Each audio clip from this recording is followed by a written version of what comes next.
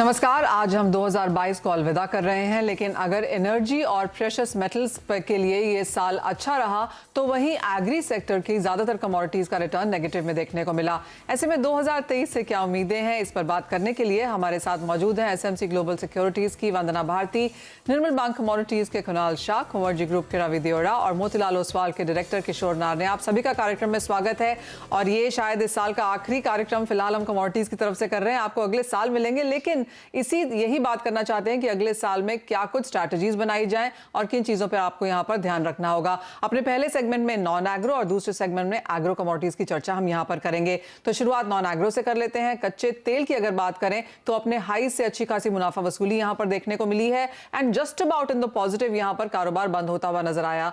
किशोर, कैसे देखते हैं आप क्रूड ऑयल प्राइसेस? अभी सिटी का मानना है $65 के स्तर देखने को मिल सकते हैं। बैंक ऑफ अमेरिका, गोल्डमैन सैक्स का मानना है कि 110 का एवरेज ब्रेंट अगले साल यहां पर बना सकता है। तो क्लियरली बाजार बहुत सारी चीजों को देख रहा है और उसी लिहाज से हमने एक बेंड सब तरफ से आता हुआ देखा। गुड इवनिंग मनीषा एंड सबसे पहले सारे दर्शकों को 2023 का नए वर्ष के शुभकामनाएं। और जहां तक क्रूड के सवाल है, I think most of the positive factors जो है वो पहले 2 क्वार्टर्स में आए थे। 2022 का last 2 quarter, specially last quarter बहुत ही चॉपी था, जहां तक तेजी के सारे जो फंडामेंटल फैक्टर्स है वो मौजूद थे, उसके बावजूद भी काफी हद तक करेक्शन देखने के लिए मिला। बिकॉज चाइना का जो लॉकडाउन से, चाइना का जो कोविड का स्केयर था, वो काफी हद तक मार्केट को नीचे लाने में मदद किया था। बट मुझे लगता है कि फंडामेंटल बैकड्रॉप अभी भी क्रूड का काफी तेजी का है और जो गिरावट हम लोग देखा है, मोस्ट ऑफ द फॉल जो है ऑलरेडी हो चुका है। मेरे हिसाब से फर्स्ट क्वार्टर भी नहीं है, शायद पहले जनवरी के अंदर अंदर आपको मोस्ट ऑफ द क्रूड का प्राइसेस बॉटम आउट हो सकता है। एंड पूरा 2023 में स्पेशली फर्स्ट हाफ में अच्छा खासा रैली देखने के लिए मिल सकता है। हमारा भी जो I think average production WTI के लिए आई थिंक 92 के आसपास एवरेज है और ब्रेंट के लिए आपको 103 104 के एवरेज के आसपास आना चाहिए। तो आपको इसका मतलब क्या है कि हाई में आपको ब्रेंट शायद 112 115 तक भी वापस देखने के लिए मिलेगा और लो टू लो में आपको 86 87 के नीचे ब्रेंट ज्यादा टिकाऊ नहीं लगता है। ऑलराइट, तो 85 से 115 तक की रेंज यहां पर कच्चे तेल में, ब्रेंट में यहां पर बनती हुई नजर आ सकती है। कुणाल, आपका क्या व्यू है? आपकी क्या रेंज रहेगी? कैसे देखेंगे आप प्राइसेस? मेरी राय में फर्स्ट क्वार्टर जो है वो बहुत क्रिटिकल रहेगा ऑयल में। एक साइड पे है जहां पे चाइना में रीओपन होने की जो बातें हैं और उसके कारण ऑयल की डिमांड बढ़ रही है, और दूसरी साइड पे इसको बैलेंस करने के लिए यूएस का ऑयल प्रोडक्शन बढ़ रहा है, डिमांड एक्स चाइना कम हो रही है because of the slowdown. So मुझे लग रहा है ये फर्स्ट क्वार्टर में कोई बड़ा एक्शन शायद ना आ पाए। मेरा ब्रेंट का जो वर्किंग है वो है $90 मैक्सिमम ऑन द अपसाइड और ऑन द डाउनसाइड $70। 70 और $90 की रेंज में आपको ऑयल ट्रेड करता हुआ मिलेगा। Biasness is more towards skewed toward downside, upside बहुत लिमिटेड है considering the kind of headwinds we have. Inflation is still a big problem, central banks will continue to remain hawkish. So ये सब हालात में लंबी अपसाइड सस्टेन होना बहुत difficult है अंटिल ओपेक या ओपेक प्लस या रशिया कोई बड़ा प्रोडक्शन कट लेके आए। अदरवाइज ऑयल में ऊपरी स्तर पे प्रेशर बना रहेगा, ऐसा व्यू बन रहा है। जिस यहाँ पर देखने को मिलेंगी, जैसे कुणाल ने भी कहा, 72 95 जैसी यहाँ पर ऊपर में है। क्लियरली वॉल्टिलिटी यहाँ पर बरकरार है और काफी सारी अनसर्टेनिटीज, इफ्स एंड बट्स के साथ हम यहाँ पर 2023 में फिलहाल कदम रखते हुए। लेकिन जिस तरह की मुनाफा वसूली यहाँ पर किशोर नेचुरल गैस में देखने को मिली है अपने हाई से 55% off from the highs of the year, इसे आप कैसे देखते हैं? क्या जनवरी भी यहाँ पर वीक शुरू होने वाला है? क्योंकि इस तरह की माइल्ड फोरकास्ट फिलहाल हम बनता हुआ देख रहे हैं, लेकिन ओवरऑल इस साल के लिए भी, क्योंकि रशिया यूक्रेन अभी भी जारी है, पावर राशनिंग हम अभी भी बनता हुआ देख रहे हैं, गैस को लेकर चिंताएं हैं। Manisha, I think before touching natural gas, one more thing, actually crude में जो है जो स्ट्रेटेजिक पेट्रोलियम रिजर्व्स है, SPR है, इधर inventories on the OECD front, China and US, इनको रीफिल करने का बहुत जरूरी है। I think one of the significant demand factor वो जो 2023 में जो एक सपोर्ट बन के रहेगा ऑयल प्राइसेस के लिए। नंबर 2, जहां तक गैस की सवाल है, आई थिंक यूरोपियन गैस अभी भी काफी हद तक जो सप्लाई जो शॉर्टेजेस से जूझ रहे हैं, बट मेरे हिसाब से most of the logistical and supply related issues 2023 का फर्स्ट क्वार्टर में सुलझ जाएगा।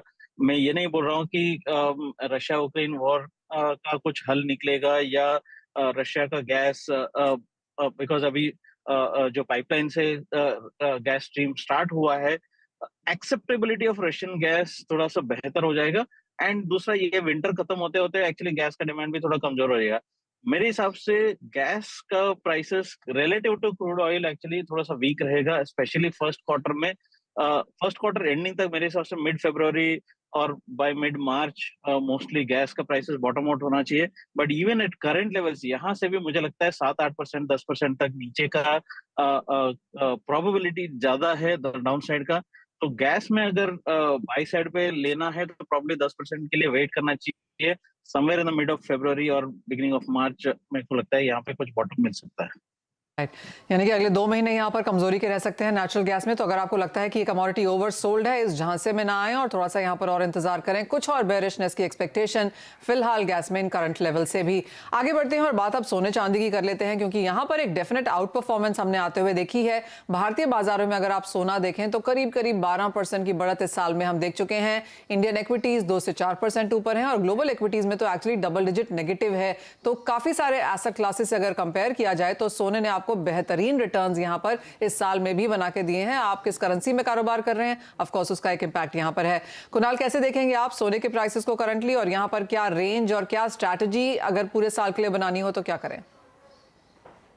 गोल्ड का आउटलुक बहुत बुलिश है नेक्स्ट साल 23 के लिए। एक ही चीज है जो थोड़ा बहुत बेरिशनेस लेके, अगर रशिया और यूक्रेन के बीच में जो जियोपॉलिटिकल सीन चल रहा है अभी लास्ट 15 दिन से, कोई ना कोई साइड से स्टेटमेंट आ रहे हैं फॉर द पीस टॉक। अगर पीस टॉक होता है तो गोल्ड और सिल्वर में प्रॉफिट टेकिंग अच्छा देखने या करेक्शन भी देखने मिल जाएगा।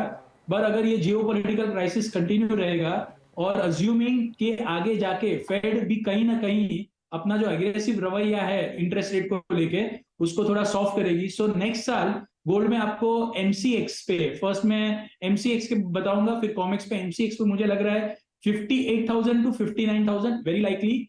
और ऑन द डाउन साइड मुझे लग रहा है मैक्सिमम 52 के नीचे नहीं जाना चाहिए।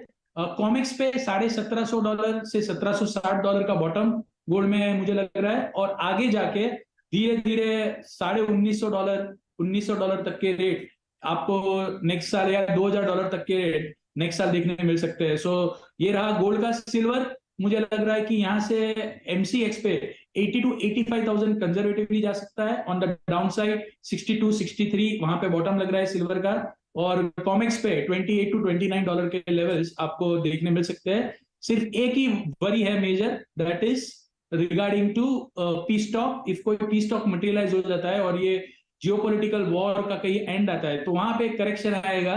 सो एवरेज करने के लिए जगह रखिए और गोल्ड सिल्वर में लॉन्ग पोजीशन बनाई रखिए। राइट, सोने चांदी में खरीदारी करके ही काम करना है, और वो कंजर्वेटिव लेवल्स यहाँ पर कुणाल ने दिए हैं। ऑफ कोर्स उन्होंने हमसे पहले शेयर भी किया है कि यहाँ पर उनके बुलिश व्यूज क्या हैं, तो वो यहाँ से काफी ज्यादा ऊपर हैं। किशोर, आप कैसे देखते हैं सोने चांदी में यहाँ पर खरीदारी में आप क्या करेंगे?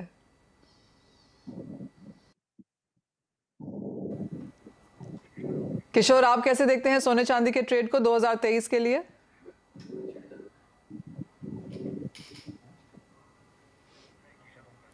ऑलराइट, किशोर, आपको मेरी आवाज आ रही है?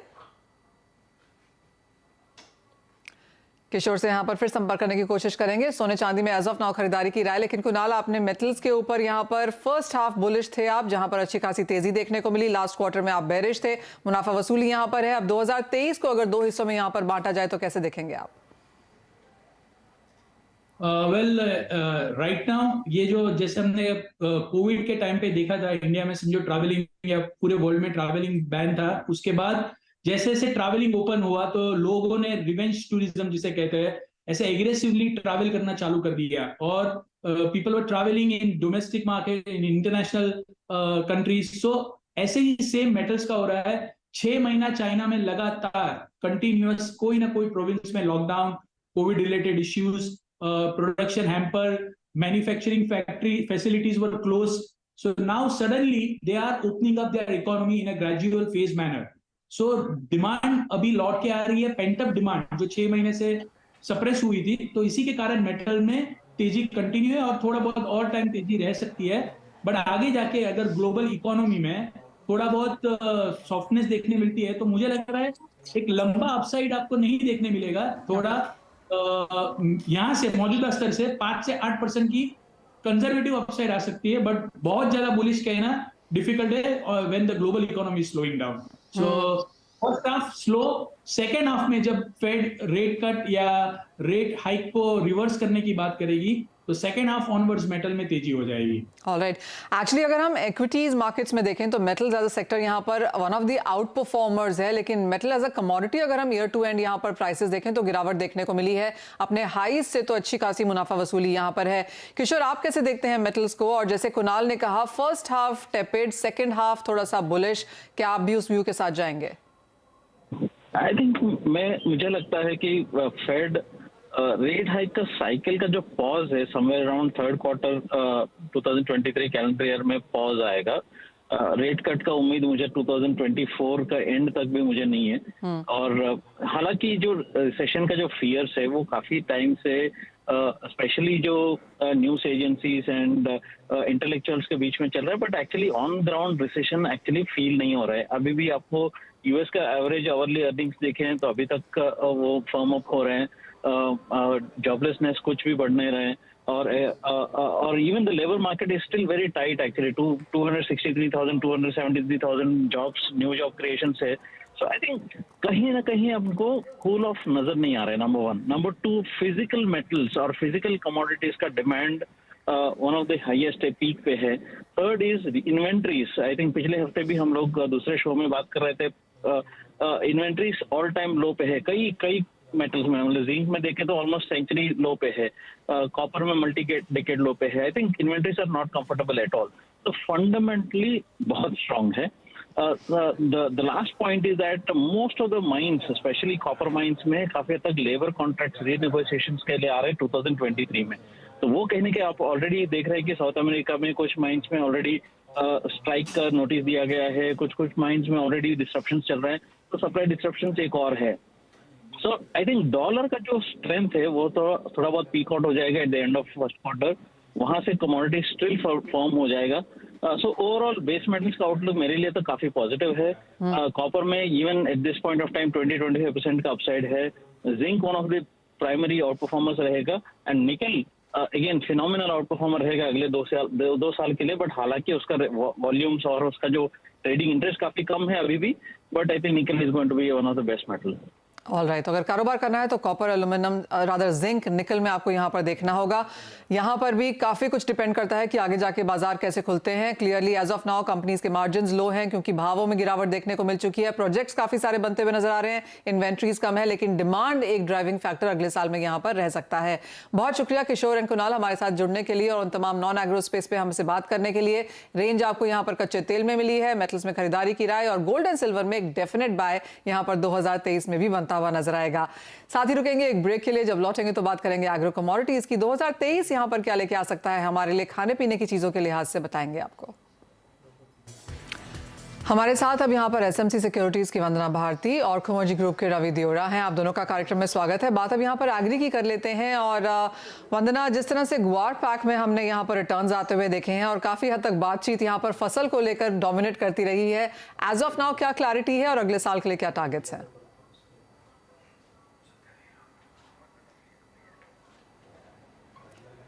वंदना के साथ यहाँ पर फिर जाएंगे। रवि, आपसे वही सवाल। जरूर से गोवर के लिए बात करें तो ये साल में पर्टिकुलर जो डोमिनेंस रहा वो डोमिनेंस आई थिंक जो सप्लाई रिलेटेड ज्यादा हुआ, क्योंकि डिमांड वहां पे कांस्टेंट ही थी, कोई ज्यादा इजाफा या ज्यादा गिरावट नहीं थी। बट मेजरली ये जो साल है काफी हिस्टोरिकल रहा। काफी साल के बाद जब WTO की स्थापना हुई उसके पहली बार ऐसा हुआ कि एक रिस्ट्रिक्टिव ट्रेड पॉलिसी वाला साल रहा पर्टिकुलर एग्रीकल्चर कमोडिटीज में, जिसमें इंडोनेशिया से पाम ऑयल है, साथ में रशिया यूक्रेन से सनफ्लावर ऑयल एंड व्हीट की सप्लाई में डिस्टर्बेंस आया, इंडिया में वेट एंड राइस में कुछ एक्सपोर्ट बैन लगे, ब्राजील से शुगर एंड एडिबल ऑयल पे एक्सपोर्ट पे अर्जेंटीना पे एडिशनल ड्यूटी डाली। तो ये साल काफी सालों के बाद ऐसा हिस्टोरिकल रहा कि जहां पे रिस्ट्रिक्टेड ट्रेड पॉलिसी की वजह से सप्लाई काफी डिस्टर्ब रही और इससे प्राइस में काफी वोलेटिलिटी एग्रीकल्चर कमोडिटीज में आई। वॉर स्पेसिफिक में बात करें तो वहां पे मुझे लग रहा है कि जो भी फंडामेंटल है ये क्रूड का सस्टेन होना हायर लेवल पे, आई थिंक अभी भी अगर गुआर के फंडामेंटल में क्रूड को ऐड करे तो ये भी एक रीजनेबल प्राइस है। कोई भी बड़ा प्रोड्यूसर कंट्री है ये गुआर को ये लेवल पे भी, ये रीजनेबल लेवल पे भी ये इंपोर्ट करके या आपने यूज करके उसको इतने ही मार्जिन मिल सकता है, कोई ज्यादा उसमें चेंज नहीं होगा। तो आई थिंक गुआर में पर्टिकुलर अगले साल पे मुझे लग रहा है कि जो ये 3 महीने का आउट परफॉर्मेंस है ये शायद और जारी रहे और आगे मैं एक्सपेक्ट कर रहा हूँ कि अराउंड 13,800 14,000 तक गुआर गम में भी टारगेट मिले तो भी सरप्राइज नहीं है। और गुआर सीड में भी मुझे लग रहा है कि एक बार 6,800 से 7,000 तक के लेवल ये साल में मिल सकते हैं। तो जो कमोडिटी अंडर परफॉर्मर्स थी वो कमोडिटी मुझे लग रहा है कि नेक्स्ट ईयर आउट परफॉर्मर हो सकती है। ऑलराइट, तो यानी कि गुआर में यहाँ पर ज़्यादा तेज़ी देखने को मिल सकती है और दोनों कमोडिटीज़ ने आपको बेहतर रिटर्न्स दिए हैं और आने वाले 3 महीने में और अच्छी तेज़ी की एक्सपेक्टेशन यहाँ पर है। वंदना, आप कैसे देखती हैं सीड और गम में क्या रेशियो है और इन दोनों में से आप किसे चूज करेंगी?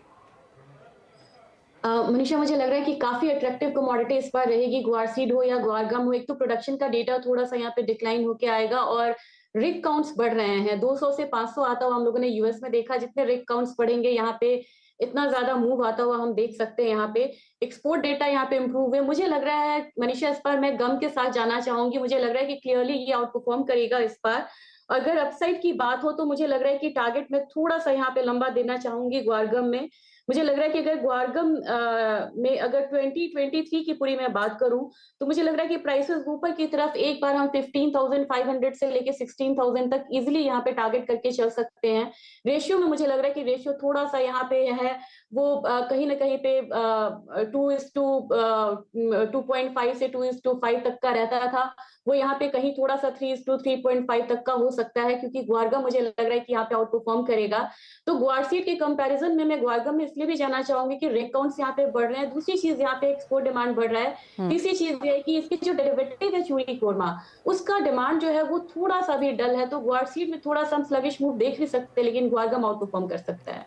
ऑलराइट, ठीक है। और गुआरगम को हमने आउट परफॉर्म करते हुए इस साल में देखा भी है। 19% की तेजी के साथ ये साल खत्म होता हुआ। रवि, मसालों में क्या देखेंगे आप, क्योंकि हल्दी और धनिये में यहाँ पर ऑलराइट रिटर्न्स आए हैं, लेकिन जिस तरह से जीरे ने आउट परफॉर्म किया है, ऑलमोस्ट 95% के गेन्स एक साल में। जरूर से जीरा कमोडिटी ऑफ द ईयर रहा है एंड पर्टिकुलर सबको महंगा लग रहा है, फिर भी वो महंगा हो रहा है। तो आई थिंक वो फंडामेंटली हो या टेक्निकली हो, सबको ये ओवर वैल्यूड एंड ओवरबोट लग रहा है और इसी हिसाब से प्राइसेस अभी भी नॉर्थवर्ड डायरेक्शन में है। जब तक कोई सिग्निफिकेंट सप्लाई रिलेटेड न्यूज नहीं आते तब तक कोई बड़ी मंदी के आसार मुझे स्पाइसेस पैक में नहीं दिख रहा है। और मेरा स्पाइसेस पैक में क्योंकि जीरा काफी बढ़ चुका है और मैंने लास्ट ईयर में सबसे फेवरेट कमोडिटी मेरी जीरा ही बताया था और उस टाइम से देखे तो अभी 85% की तेजी आ चुकी है। तो मुझे लग रहा है कि अब थोड़ा रिस्क रिवॉर्ड फेवरेबल नहीं है, पर अभी भी मुझे हल्दी में कन्विक्शन आ रहा है। जिस हिसाब से सप्लाई इश्यू है, जिस हिसाब से एक्सपोर्ट डिमांड की प्रोबेबिलिटी है, मुझे लग रहा है कि हल्दी में ध्यान रखे 8,000 के लेवल के करीब एक अच्छा बेस बना के कमोडिटी चल रहे हैं। आगे मैं एक्सपेक्ट कर रहा हूँ कि इस साल में 9,700 से लेकर 9,800 तक के लेवल आपको इजीली टर्मरिक में देखने को मिल सकते हैं। थोड़ा बहुत सप्लाई ईज होगा, उसके बाद प्राइसेस में एक अच्छा उछाल टर्मरिक में आना चाहिए। ऑलराइट, तो ये तो मसालों की बात हुई, लेकिन वंदना जो बाकी कमोडिटीज हैं जैसे कैस्टर, मेंथा, कोकोड, यहाँ पर क्या व्यू है, क्योंकि यहाँ पर भी हमने वॉल्यूम्स थोड़ी बेहतर होते हुए देखी हैं इस साल के अंत तक। जी मनीषा, मुझे लग रहा है कि कुछ हेवी कमोडिटीज में यहाँ पे वॉल्यूम बढ़ सकती है। इनफैक्ट कपास की मुझे एक लग रहा है, कॉटन, ऑयल सीड केक में भी यहाँ पे वॉल्यूम बढ़ना चाहिए। और मुझे लग रहा है कि थोड़ा सा यहाँ से कॉटन से शिफ्ट होकर वॉल्यूम इनके डेरिवेटिव्स में भी यहाँ पे आ सकता है। और मेंथा की बात की जाए तो मेंथा में सिंथेटिक मेंथा की सप्लाई बहुत है यहाँ पे, लेकिन ओवरऑल मुझे लग रहा है कि एक 920, 930 एक मेजर सपोर्ट है, वहां से बार बार ये कमोडिटी बाउंस करती है। और 2 डिमांड इसके काफी बढ़िया आते हैं, विंटर डिमांड और मॉनसून डिमांड। ये थोड़ा भी इम्प्रूव होता है तो मुझे लग रहा है कि प्राइसेस ऊपर की तरफ यहाँ पे 1200 तक जा सकते हैं 2023 में। और एक उम्मीद है यहाँ पे, हालांकि अभी कोविड नंबर्स बढ़ रहे हैं, ट्रेवल रिस्ट्रिक्शंस भी यहाँ पे है, लेकिन चाइना रीओपन होगा तो मुझे लग रहा है कि काफी एग्री कमोडिटीज को मनीषा यहाँ पे फायदा है। इसमें से एक यहाँ पे मेंथा है, दूसरा यहाँ पे कैस्टर भी है कपास के अलावा। तो मेरे ख्याल से लग रहा है कि मेंथा में तो 1200 तक का जो लेवल्स है वो यहाँ पे आ सकता है। हालांकि कैस्टर में कह सकते हैं कि अराइवल सीजन रहेगा तो थोड़ा सा प्रेशर अभी आने वाले समय में मिलेगा। तो 6800 6500 एक बेस बना सकते हैं ये कमोडिटी, लेकिन ओवरऑल देखा जाए तो फिर से एक अपसाइड देखने को मिलेगा। एक्सपोर्ट डिमांड जैसे ही बढ़ता, हम 80% से ज्यादा सप्लाई करते हैं पूरे ग्लोबली यहाँ पे। तो इस काउंटर में भी मुझे लग रहा है कि एक बार हम 8000 तक के लेवल्स इस बार एक्सपेक्ट कर सकते हैं। दोनों ही काउंटर यहाँ पे बुलिश है, ज्यादा मैं स्ट्रॉन्ग फील कर रही हूँ कैस्टर में बाई कॉल देने के लिए। और मेंथा पे मुझे लग रहा है कि रेंज बाइंग रहेगी। पहला यहाँ पे जो हर्डल रहेगा 1100 का रहेगा, उसको क्रॉस करता है तो फिर जाके यहाँ पे हम 1180 से लेके 1200 तक के लेवल्स यहाँ पे देख सकते हैं। राइट, यानी कि सभी जगह यहाँ पर खरीदारी है। अगर आप दोनों की माने तो इन्फ्लेशन बहुत जल्दी नीचे आने वाली नहीं है, लेकिन जो पोर्टफोलियो बना रहे हैं 2023 के लिए, खरीदारी यहाँ पर सभी कमोडिटीज में, एग्री स्पेस में अभी भी करने की यहाँ से राय है। लेकिन इसी के साथ शो समेटने का समय है। बहुत शुक्रिया रवि, वंदना हमारे साथ जुड़ने के लिए। मुझे भी दीजिए इजाजत। आप सभी को 2023 की बहुत बहुत शुभकामनाएं। मिलते हैं अब अगले साल में।